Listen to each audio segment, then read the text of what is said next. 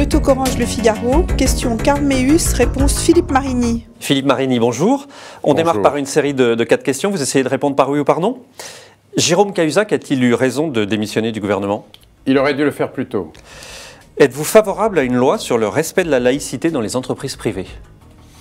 Je pense que nous avons déjà tout l'arsenal législatif nécessaire. Donc pas besoin d'un nouveau texte suite à l'affaire Babylou. Ne pas réagir trop vite dans ces domaines. Le footballeur Benzema refuse de chanter la Marseillaise avant un match. Ça vous choque? Profondément, il faut l'exclure de toute représentation de la France. Oui, à mon avis, c'est identitaire. Le football, c'est identitaire. D'ailleurs, même le Saint-Père nous le dit. C'est identitaire. Croyez-vous au retour de Nicolas Sarkozy en 2017? Oui, à mon avis, il s'imposera. Merci d'avoir joué le jeu du oui-non. Je voudrais vous faire écouter un extrait de ce qu'a dit Jean-Luc Mélenchon. Il était ce matin sur France Info. Je vous propose de l'écouter. Ce qui vient de se passer à Chypre est un événement considérable. D'abord parce qu'il souligne l'insondable stupidité des dirigeants européens. Car avoir l'idée qu'on va prendre de l'argent sur les comptes et ne pas réaliser que les gens vont se défendre, c'est vraiment compter que le peuple est constitué de moutons dans tous les pays. Ils l'ont fait. Vous comprenez que des gens, alors là c'est Jean-Luc Mélenchon en l'occurrence, mais que des gens protestent contre justement cette taxation des comptes bancaires? Quand on a besoin d'être renfloué par les autres, parce que Chypre ne pourra plus payer ses fonctionnaires fin mars, n'a plus accès au marché, on demande de l'argent aux autres, il y a des conditions à satisfaire, c'est pas gratuit, il est bien gentil, monsieur Mélenchon, l'argent il le sort de sa poche. Mais est-ce qu'il faut que tous les épargnants, que tous les salariés, tous ceux qui ont un compte en banque soient taxés? Est-ce qu'il ne faut pas mettre une limite? L'Union européenne est prête à une modulation. Ceci a été dit, ce n'est pas le débat. Le débat, c'est le fait que Chypre est devenue une plateforme offshore, que c'est un paradis juridique. Vous entrez dans un immeuble, j'y suis allé fin janvier, vous ne voyez que des plaques. Vous avez des centaines de sociétés au pied de l'immeuble, dans le hall. Grâce à une fiscalité avantageuse. Grâce à du dumping fiscal. Et parce que, naturellement, il faut cacher ce sein que l'on ne saurait voir. Mais ça, c'est au sein de l'Union européenne. Mais c'est une responsabilité de l'Union européenne, d'abord, que d'avoir admis ce pays dans la zone euro, et ensuite que d'avoir dit, et ça c'est la responsabilité de Jean-Claude Trichet, que dès lors qu'on était dans la zone euro, on n'avait rien à craindre. On était protégés. Profonde erreur. Alors aujourd'hui, et il faut en remercier en particulier l'Allemagne et le remarquable ministre des Finances, Wolfgang Schäuble. Aujourd'hui, quand on demande l'argent de l'Europe, eh bien, il y a des conditionnalités. On ne peut pas faire ce qu'on veut et tendre la sébille. En d'autres termes, c'est une version européenne de la vieille formule de Maurice Druon, vous savez, et c'est Mélenchon qui m'y faisait penser, la sébille et le cocktail Molotov. Le Conseil d'État, selon une information du quotidien Le Figaro, recommande de ne pas dépasser un taux d'imposition de 66,6%, disant que sinon c'est un taux confiscatoire. Ça veut dire que la taxe, la promesse de François Hollande pendant la campagne d'une taxe à 75% est enterrée?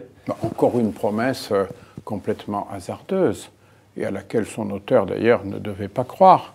Malheureusement, les électeurs y ont cru. C'est de la mémo que la finance, voilà l'ennemi. Quand on voit le type de loi de régulation bancaire très raisonnable, sur quoi débouche le gouvernement socialiste, quelle tromperie! Moi, je disais en séance à mes collègues de l'extrême gauche, mais j'éprouve de la sympathie, de la solidarité pour vous. Vous vous êtes laissé complètement enduire de farine. Vous pensez que quand il fait cette proposition, François Hollande sait qu'elle n'est pas réalisable?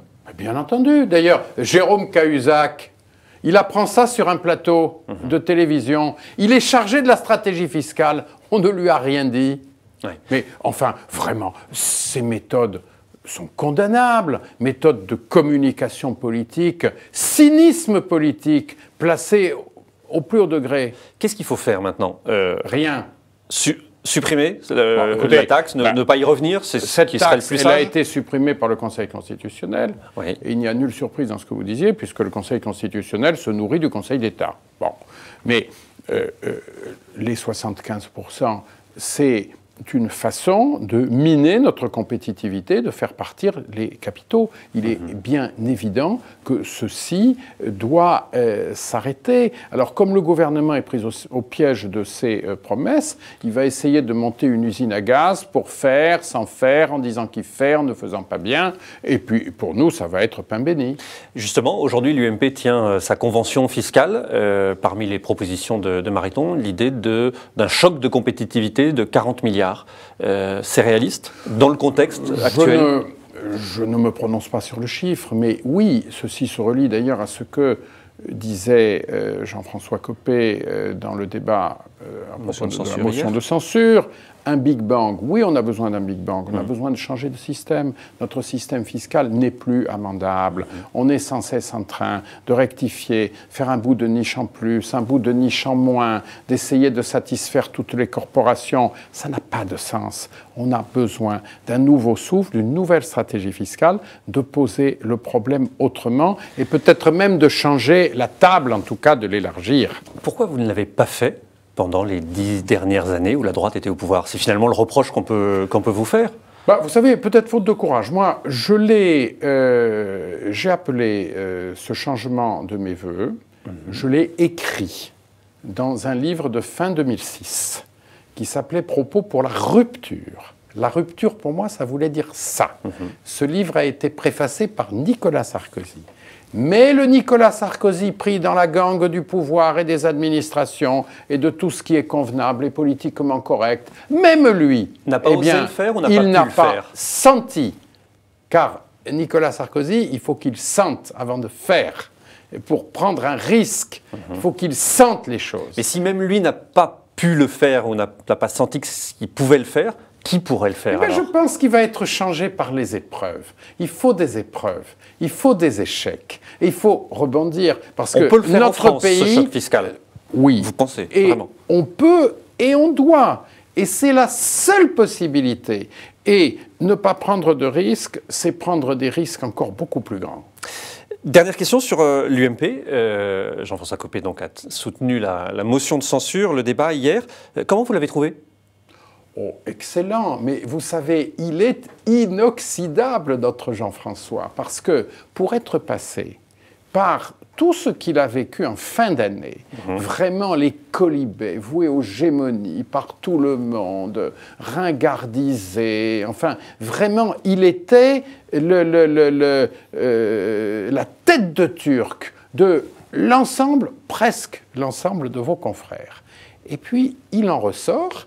Et il est toujours en pleine forme. Alors, c'est quand même quelqu'un de sacrément solide, et dans la politique, ça compte. Est-ce qu'il faut revoter en septembre, les militants de l'UMP?